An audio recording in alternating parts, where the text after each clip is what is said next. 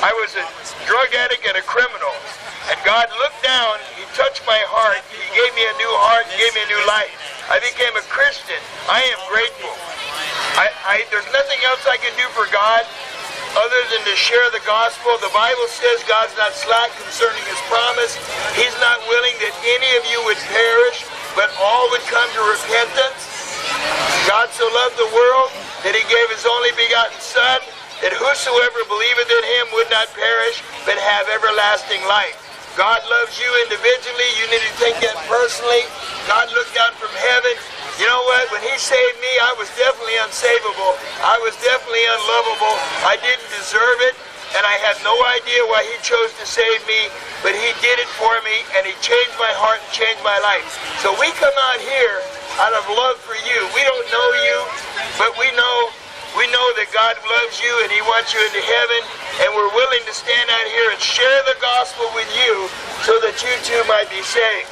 Now here's the requirement from you, because God has done His part. You need to, one, acknowledge to God that you're guilty. Now God knows you're guilty, so it's no big surprise, right? You're not gonna shock God by your guilt. The second would be to repent. That means you turn away from your sin. That's an old-fashioned word. If I'm headed south on the freeway, I realize that I'm going the wrong direction. I don't just stop the car. I turn that car around and I drive back with the same speed that I was headed south. I go north. You need to open your heart. Put your trust in Jesus Christ. And this is how you receive the gift of salvation. So we're coming up on the Christmas season. And just so you don't think it's about Santa Claus and gifts and family and all those things are great. But what this is about the Son of God who loved you and gave Himself for you. We're celebrating the birth of Jesus Christ, the Son of God. But that same Son, He went to the cross for you. It says that God looked down from heaven.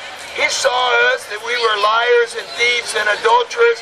He knew that we were guilty. He loved us in spite of that. He sent His Son to die on the cross. His Son, in the Garden of Gethsemane, He said in the garden, He knew He was God. He knew what He was going to suffer. And He cried and He prayed to God. He said, Lord Father, if there's any way for this cup to pass, please. And they said that He was under such high anxiety that He sweated great drops as of blood. There's a medical condition where when you're under high stress, your little capillaries break and His blood mixed with His sweat. That's what He did. But He loved you so much that even though He was under high anxiety, He was willing to go to the cross anyway. And He did. He went to the cross. Now they took Him prisoner. They beat Him. They mocked Him. They put a crown of thorns on His head. They beat Him till the flesh fell off His back. They spit in His face and mocked Him. They nailed Him to a cross. They put that cross in the ground.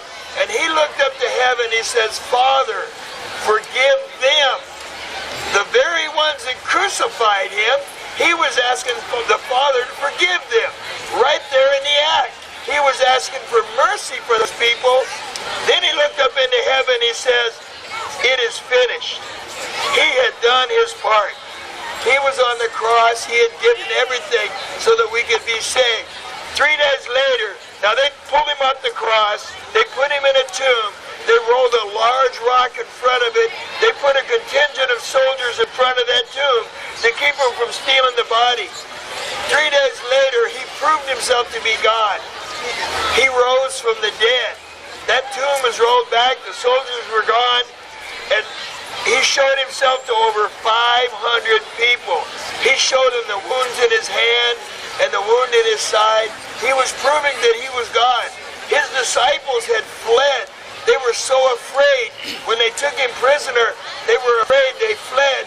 But then when He rose from the dead, the same disciples that were full of fear, Peter stood up in a crowd like this one day, and he preached a message, and over 3,000 Jews got saved on that day. That's because they saw Jesus, the Son of God, alive. They knew the Messiah, that He was the Messiah. You know, the secular world, who didn't care about the Jews, they didn't care about Jesus. They split the calendar with His life and death. We got AD and BC. before Christ and after death. So that same God, he died for you. He's offering you salvation. Today you can have it. You don't have to go to church to receive that. Right now you can close your eyes. You can look up to heaven. Say, God, forgive me. I'm a sinner. I repent. Come into my heart. Make a commitment to God. Make him your Savior today. Receive the gift that's been given to you. It says, neither is there salvation in any other. There's no other name under heaven given among men whereby we must be saved. Jesus says, I am the way, the truth, and the life. No man cometh to the Father but by me. Choose you this day whom you're going to serve. So I'm going to do one more thing for you. I'm going to say a little prayer. You know, God's in heaven right now. He knows your heart. He knows the struggle you're going through. And God loves you. Father, in the name of Jesus, I pray for every person that can hear my voice right now. I pray, Lord, that you would bring them to a place of repentance. I pray, Lord, that you would move in their hearts, that they would feel your presence. I pray that they would become saved, that they would be fruit bearers, that they would follow you, Lord, and they would be Christians. An anointing to fall right now in this crowd. In the name of Jesus Christ. We thank you and praise you in Jesus' name. Amen. Thank you.